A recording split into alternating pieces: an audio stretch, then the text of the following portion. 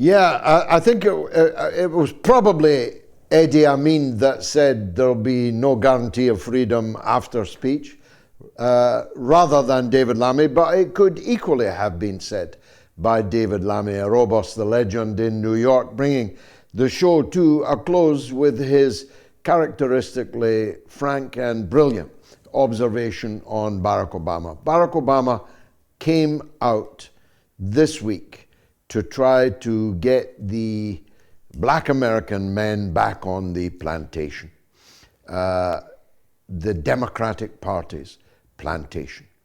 But he failed because the worm has turned. The slave has stood up. The slave can see clearly that Obama freed himself, but he didn't free anybody else. Obama and Big Mike, his good wife, and their daughters have a wonderful life. But the average African American, the average American, has far from that.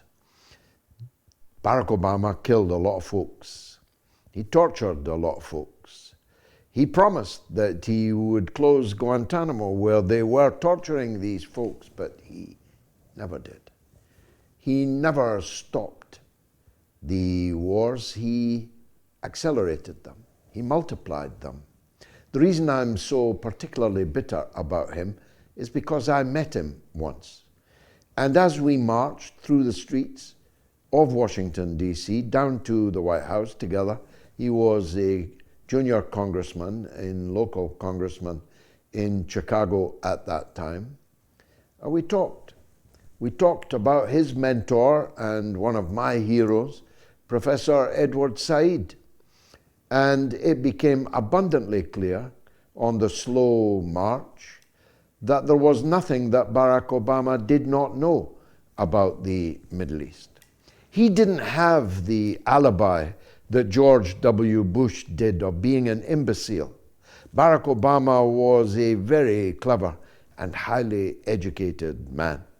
And he came to power when the US economy was lying on the floor, murdered by the US banks and the financial system.